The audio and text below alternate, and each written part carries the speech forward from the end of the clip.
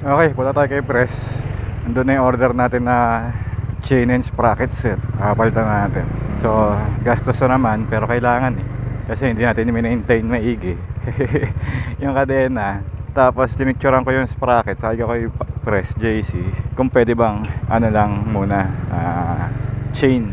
Parang matalim na rin yung tingin ko doon sa mga ipin. Sabi ni Press medyo palitin na rin. So ngayon nawala tayo ng chain sprocket set. Yung stock lang kasi mahal pagka magpapalit pa tayo ng aftermarket na ano chain. So yun nga, yun yung mangyayari, stock muna. Okay din naman yung stock, basta alagaan lang maigi. Dati kasi sumipag na ako maglinis niyan nung itong mga huli wala pa rin, tamad na naman. So dapat madalasan talaga yung paglilinis ng chain at paglulub para hindi masayang.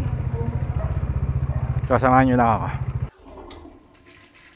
Iniisip ko kaya ko i-DIY hindi pa lang ako nakakita paano tanggalin yung sprocket na maliit, yung malapit sa makina na sprocket. Tsaka mas maigi na yung ano, sigurado. Pag lang ng gulong sa likuran, hirap na tayo nung nakaraan. So mag-DIY pa ba tayo? Hindi na. Ganoon din naman kay Press din naman galing yung chain tsaka sprocket. So mas okay na yun, para sure na tama. Sa susunod na lang tayo natin i-DIY. Parang kagaya ng throttle cable, iniisip ko kaya ko i-DIY pero nung dinala ko kay Press, puta, hindi dami palang gagawin. Tatanggalin yung tangke. Basta yun, yung may video tayo nun yung paano mga ginawa para palitan lang yung ano, throttle cable. So sa ngayon, yun yung iniisip ko. Baka iniisip ko lang na madali lang, pero hindi pala. Yun o, lakas ng minig. Sana mabawasan ulit yan, panapalitan. Sana yan yung main reason. Okay, late tayo nagising. Sabi ni Press after lunch. Kaya di pa natutulog nung ng maga na yun. Tulog ako para mga 7 or 8. Nagising ko lang 4:30. After lunch pa rin naman sobrang ano nga lang, layo na sa after lunch, pero after lunch pa rin kasi magdi-dinner na Hindi ako nagising, ayun. Pasarap ang tulog kaya hindi pa tayo liligo punta muna tayo kay Press, pagbalik na lang. Uy, may kulay blue na ano, ganda.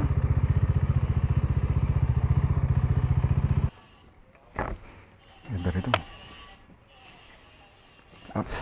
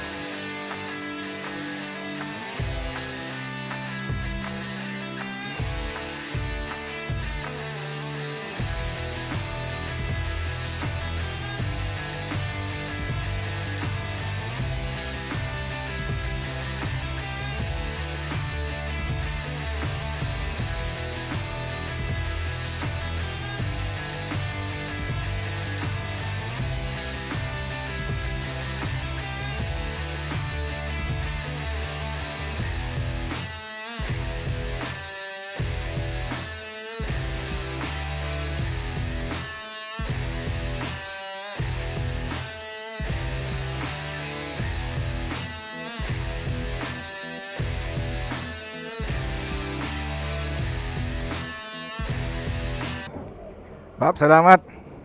Salamat. Early, salamat. Vice, una na ako. Salamat. Yeah. Okay, napagpalit na tayo ng sprocket chain set. Ang sprocket ay basta inabot lahat ng 6.2. Pero yung presyo ng sprocket at chain ay 5.6. Iyan ako. Double check ko.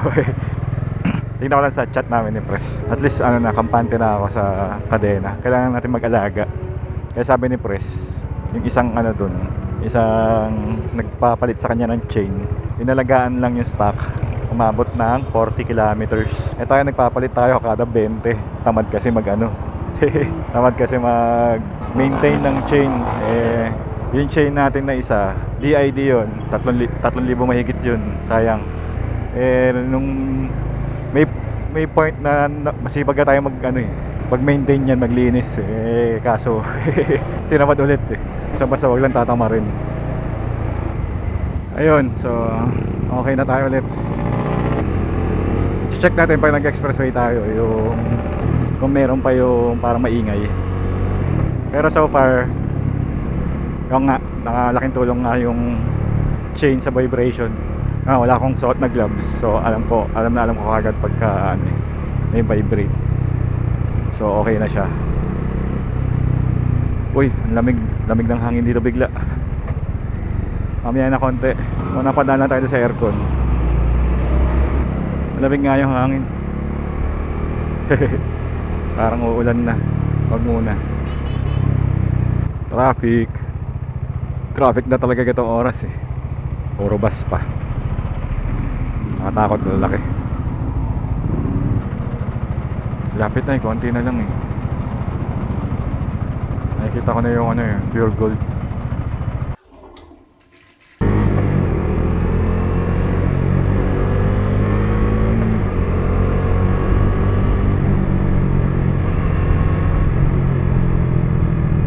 Ang ganda ng takbo niya. Wala na ako nararamdaman na excess vibration. Kasi naka sound trip tayo, hindi natin naririnig yung dating maingay. Check na lang natin ulit sa susunod. Balitaan ko kayo. Pero alam naman natin talaga yun Ilang beses na nangyari sa atin yung nagpalit tayo ng chain. Pangalawang beses palit pa lang pala. Maka ilang beses ka Pero alam natin talaga na may di ba? Epekto siya sa vibration. Ingay.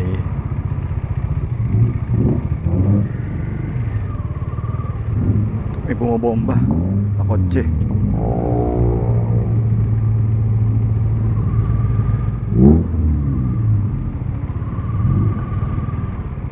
May naamoy akong amoy sunog langis Hindi naman tayo nagpa-change oil Puta baka tumagas na naman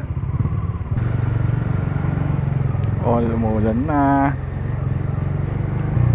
Naulan na pala. Hindi na pala ambon yan.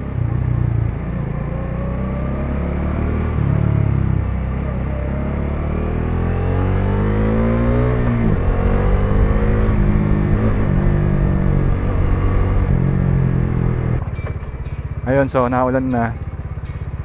So dito natin tapusin. Malapit na rin naman na. Thank you ng matindi. Update ko kayo sa chain natin. Hanggang sa muli. Bye bye.